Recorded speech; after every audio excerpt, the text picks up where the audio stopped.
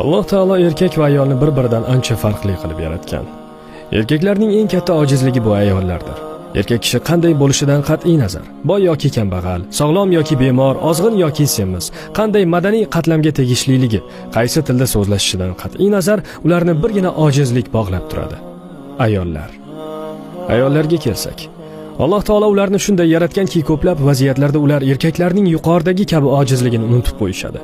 Ular buning qanchalik jiddiy muammo ekanligini bilishmaydi. Shuning uchun ham ko'zlaringizni tiying deyilgan oyatni o'qiganlarda o'zlaridan kelib chiqib, buning nimasi shunchalar qiyin, nima uchun bu erkaklarga shunchalik qiyinlik qiladi deb o'ylashadi.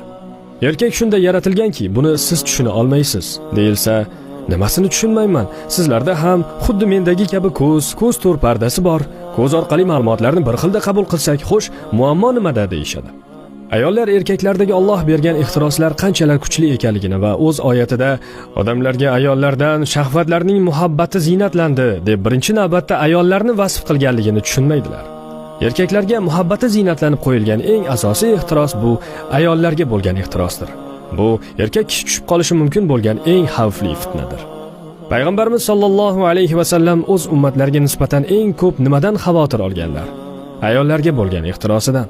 Agar ayol buni tushunsa va erini bunchalar ojizsiz, nigohingizni tiyish shunchalar qiyinmi deb ayblash o'rniga yoki eriga har kuni va'z o'qish o'rniga u har damda yo'liqadigan vasvasalarni qaytarish bilan yordam bera oladi va buni uddalaydi. Har bir ayol tushunishi lozim bo'lgan jiddiy masalalardan yana birini keltirsak. Er har kuni ishga borar ekan, jamoat transportlarida anchayin ochiq kiyingan ayollarni uchratadi. Bu kabi ayollar beg'ubor nigohlarni har yonga qaratib, har kimga jilmayib boqishadi.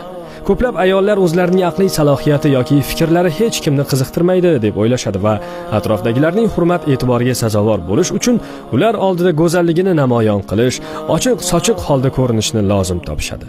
Erkaklar ularga nazar solganida ular o'zlarini o'z-o'ziga bo'lgan hurmati ortganday his qilishadi va shuning uchun ham ular shunday kiyinishadi. Lekin bu dahshatli va achinarli adashishdir. Mana, er ishxonasiga yetib keldi va u yerda uni kotiba "Salom, ishlaringiz yaxshimi?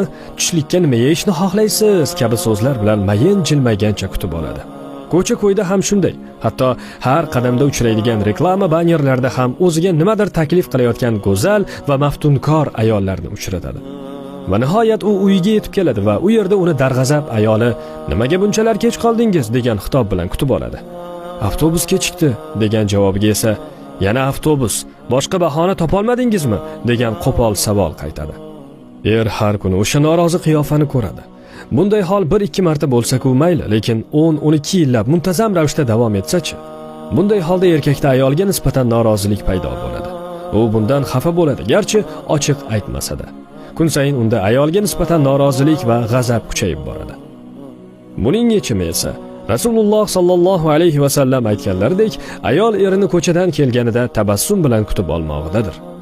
Ayol erini sovuq va ters kutib olishi go'yo uning yuragiga hanjar sanchilganday ta'sir qiladi.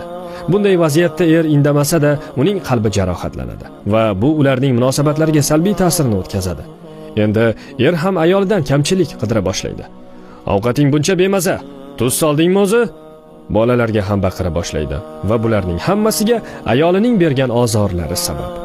Agar ayol erini tabassum qilib kutib olganida-chi? Bu holda ular kunning qolgan qismi va butun oqshomni yoqimli suhbat, hazil-huzul bilan o'tkazishar edi.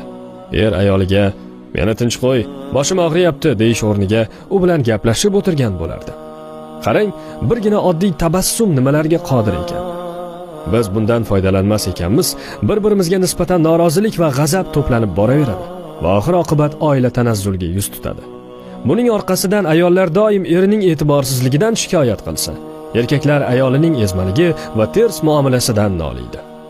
Shunday ekan, er-xotin hadeb bir-biridan kamchilik qidirmasligi, aksincha, bir-birlari haqida qayg'urmog'i, o'z oldiga biror maqsad qo'yib, har daqiqada bir-biriga yordam berishga tayyor bo'lmog'i lozim.